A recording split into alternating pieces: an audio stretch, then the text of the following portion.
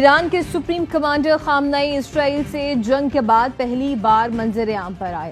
Tehran میں مجلس میں شرکت کی۔ مجلس میں شریک افراد نے خامنئی کے حق میں نعروں کے ساتھ ان کی حمایت کا اظہار کیا۔ ایران اور اسرائیل کے درمیان جنگ کے دوران خامنئی نامعلوم مقام پر منتقل ہو گئے تھے۔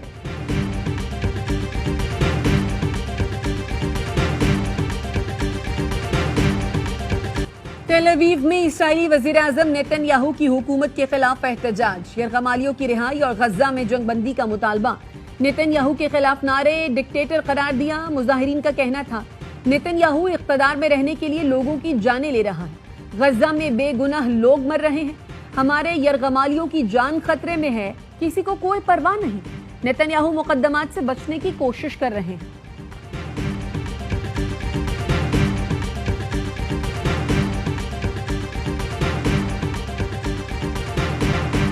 ایلان مسک نے امریکہ پارٹی کے باقاعدہ قیام کا اعلان کر دیا۔ ایکس پر لکھا، موجودہ نظام نے ملک کو کرپشن اور بد انتظامی کے ذریعے تباہی کی جانب دھکیل دیا ہے، اور اب وقت آ گیا ہے کہ ہم ایسی قیادت سامنے لائیں جو صرف طاقتور طبقے کی نہیں بلکہ عوام کی خدمت کرے۔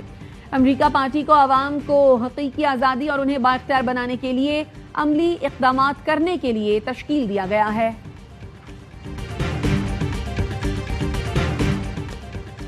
امریکی صدر سے فون پر اب تک کی بہترین، مؤثر، مثبت اور نتیجہ خیز گفتگو ہوئی۔ یوکرینی صدر زیلنسکی کا کہنا ہے کہ ڈونلڈ ٹرمپ سے فضائی دفاع پر تفصیل سے بات ہوئی، امریکی مدد کے عزم کا شکریہ ادا کیا۔ 40 منٹ طویل بات چیت میں مشترکہ دفاعی پیداوار اور مشترکہ سرمایہ کاری جیسے مسائل پر بھی بات ہوئی۔ صدر ٹرمپ نے کہا یوکرین کو اب اپنی سلامتی کے لیے پیٹریاٹ میزائل سسٹم کی اشد ضرورت ہے۔ روسی صدر کے رویے پر برہمی کا اظہار کرتے ہوئے ٹرمپ نے کہا وہ لڑائی روکنا نہیں چاہتا، صرف مارنا چاہتا ہے، یہ ٹھیک نہیں ہے۔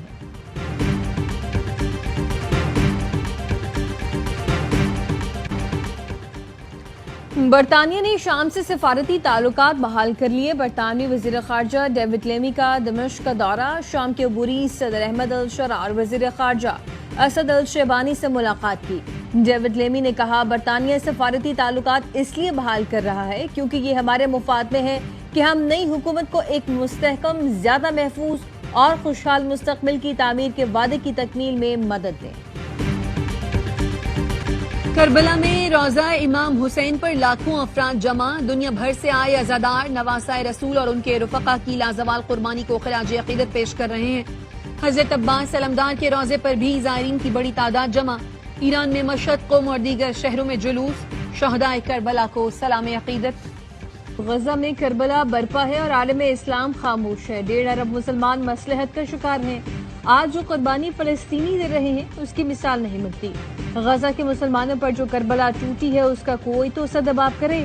وزیر دفاع خواجہ آصف کی سیالکوٹ میں یوم عاشور کے جلوس میں شرکت کے دوران گفتگو، کہا یوم عاشور پر مقبوضہ کشمیر میں پابندیاں لگائی گئی، یہ بھارتی قیادت کی اسلام دشمنی کا ثبوت ہے۔ 2 ماہ پہلے ہی مودی کے چمچے رسوا ہوئے تھے، ان کا تکبر اور سندور اجڑا تھا۔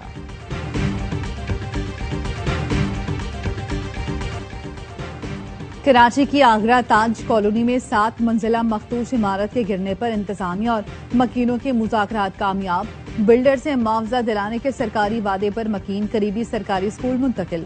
انتظامیہ نے عمارت کی چھت پر بنی ٹنکی توڑ کر عمارت سیل کر دی، مزید کارروائی کے لیے بھاری مشینری موجود۔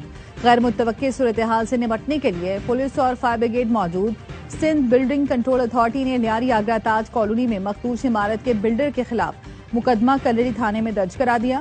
مقدمے کے مطابق بلڈر منصور شاہ اور نامعلوم ٹھیکیدار نے تعمیر میں ناقص میٹیریل استعمال کیا۔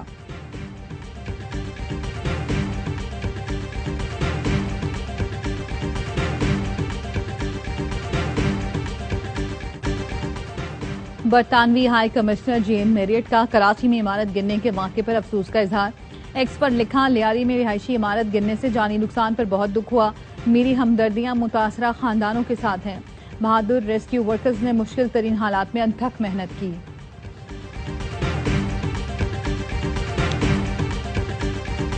اور ملازمت کا جھانسا دے کر لوگوں کو غیر قانونی طریقے سے یورپ بھجوانے والے 4 ملزمان گرفتار۔ ایف آئی اے نے رانا جمشید، شعیب عبدالقیوم، شہزاد رضا کو گجرات اور گجرانوالہ سے گرفتار کیا۔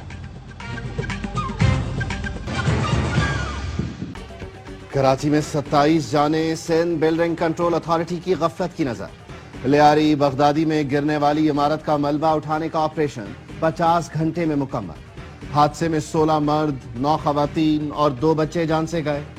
ہلاک افراد میں سے زیادہ تر کا تعلق ہندو کمیونٹی سے ہے۔ عمارت کے ملبے تلے دب کر 50 سے زائد رکشوں اور موٹر سائیکلوں کو بھی نقصان پہنچا۔ ڈپٹی کمشنر ساؤتھ کہتے ہیں ملبے تلے کسی کے دبے ہونے کی اطلاع نہیں ہے۔ متاثرین کے لیے عارضی رہائش کا بندوبست کر لیا۔ علاقہ مکینوں اور غیر متعلقہ افراد کو حادثے کے مقام پر آنے کی اجازت نہیں۔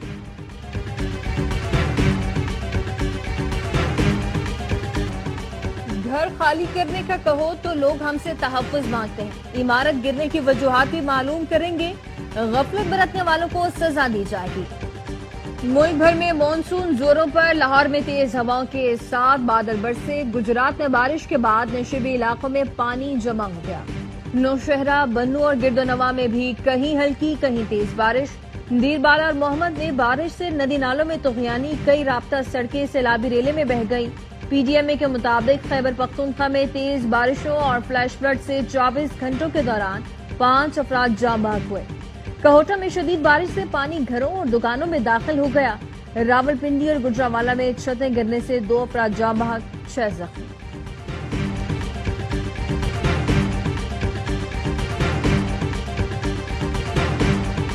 گڈو اور سکھر بیراج پر فلڈ وارننگ جاری۔ تربیلا ڈیم کے اسپل ویز کھولنے اور مونسون کی بارشوں کے پیش نظر سیلاب کا الرٹ جاری کیا گیا۔ محکمہ آبپاشی کے حکام کا کہنا ہے گڈو اور سکھر بیراج پر آئندہ ہفتے نچلے سے درمیانے درجے تک سیلابی صورتحال ہو سکتی ہے۔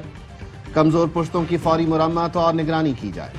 کچے کے رہائشیوں کو فی الحال خطرہ نہیں، لیکن فصلیں زیر آب آنے کا امکان ہے۔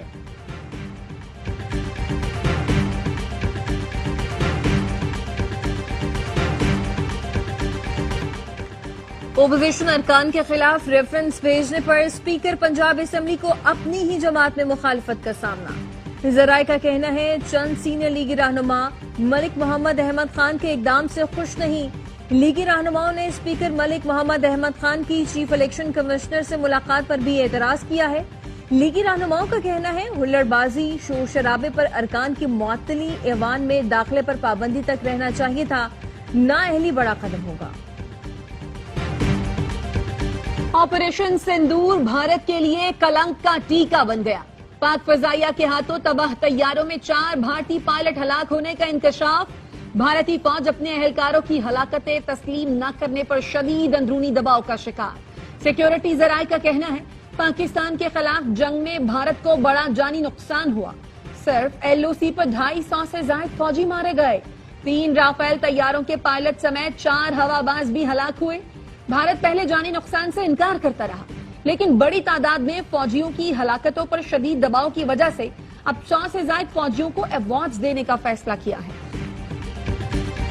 سچائی سے انکار، جھوٹ اور فریب کا پرچار، سچ سامنے آنے سے خوفزدہ انتہا پسند مودی سرکار نے بین الاقوامی میڈیا آؤٹ لیٹس تک رسائی بھی بند کرنا شروع کر دی۔ پاکستان کے معتبر نیوز چینل ARY سمیت 16 پاکستانی یوٹیوب چینلز پر پابندی کے بعد اب بین الاقوامی خبر رساں ادارے روئٹرز کا ایکس اکاؤنٹ بھی بلاک کر دیا، جس کا مقصد حقائق چھپانا اور مودی سرکار کی گھناؤنی پالیسیوں پر پردے ڈالنا ہے۔ انتظامی اسرائیلی فورسز کے حملے جاری، 24 گھنٹے میں مزید 78 فلسطینی شہید۔ 2 ماہ کے دوران امدادی مراکز پر حملے میں شہید فلسطینیوں کی تعداد 700 ہو گئی۔ امریکی تجویز پر جنگ بندی کے انعقاد پر گفتگو کے لیے اسرائیل کی مذاکراتی ٹیم آج قطر روانہ ہوگی۔ اسرائیلی وزیراعظم نتن یاہو کا کہنا ہے حماس کی طرف سے قطری تجویز میں تبدیلی کی درخواست قبول نہیں۔ حماس کی جنگ بندی کے تجویز میں 3 ترامیم کی درخواستیں، مستقل جنگ بندی، اقوام متحدہ کے زیر نگرانی امداد کی تقسیم اور غزہ سے اسرائیلی فورسز کا مکمل انخلاء شامل۔ امریکہ کی آزادی میں روس کا ہاتھ تھا، روسی صدر پیوٹن کا دعویٰ۔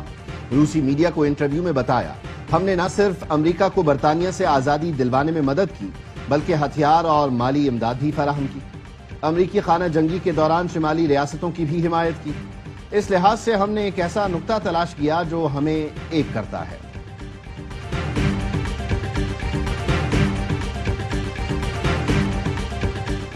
ملازمت کا جھانسا دے کر لوگوں کو غیر قانونی طریقے سے یورپ بھجوانے والے 4 ملزمان گرفتار کر لیے گئے۔ FIA نے رانا جمشید، شعیب عبدالقیوم شہزاد رضا کو گجرات اور گجرانوالہ سے گرفتار کیا. ملزم رانا جمشید نے 20 لاکھ ہتھیائے شہری کو یورپ کی بجائے موریتانیہ بھجوایا. ملزم شہزاد نے 18 لاکھ لیے شہری کو اٹلی کے بجائے آذربائیجان بھجوا دیا. دفاعی چیمپئن ناکام، ومبلڈن میں سفر تمام. ویمن سنگلز میں امریکی کھلاڑی نے باربورا کو دنگ کر دیا. ایما نیورو سنسنی خیز مقابلہ جیت کر چوتھے راؤنڈ میں جگہ بنا سکی. Record 24 grand slam title winner جوکووچ نے ومبلڈن میں فتوحات کی سینچری کر لی. ہم وطن پلیئر کو آؤٹ کر کے پری کوارٹر فائنل میں انٹری دی. ایونٹ کے تمام میچ اے اسپورٹس اور ARY زیپ پر براہ راست دکھائے جا رہے ہیں.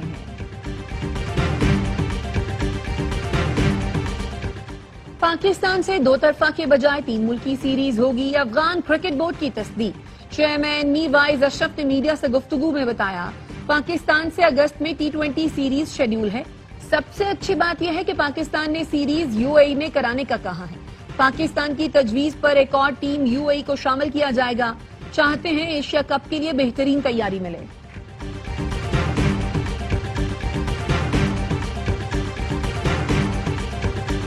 چین میں جاری انڈر 18 ہاکی ایشیا کپ کے پہلے میچ میں پاکستان کا پاور شو ہانگ کانگ کو بے بسی کی تصویر بناتے ہوئے 8-0 سے آؤٹ کلاس کر دیا. شہباز حسن، عبداللہ اور فاروق نے 2-2 گول کیے. ویزا تاخیر کی وجہ سے قومی ٹیم میچ سے چند گھنٹے پہلے چین پہنچی. بغیر پریکٹس شاندار کھیل پیش کیا. ساؤتھ ایشین کراٹے چیمپئن شپ میں پاکستان کے حذیفہ ارشد چھا گئے. انڈر 10 کیٹیگری میں گولڈ میڈل جیت لیا. کولمبو میں ہونے والے ایونٹ میں پاکستان کے مجموعی میڈلز کی تعداد 9 رہی. 1 گولڈ، 1 سلور اور 7 برونز جیتے. خواتین کی انڈر 21 50 کلو گرام کیٹیگری میں عریشہ ندیم نے کمال کیا. 1 سلور اور 2 برونز میڈل جیتے. ایشین چیمپئن شپ کی فاتح پاکستان ویمن نیٹ بال ٹیم لندن پہنچ گئی. قومی ٹیم نے فائنل میں مالدیپ کو ہرا کر ٹائٹل جیتا تھا. قومی پلیئرز کہتی ہیں وزیر اعظم کی حوصلہ افزائی سے اعتماد ملا. چاہتے ہیں عوام بھی دل کھول کر سپورٹ کرے.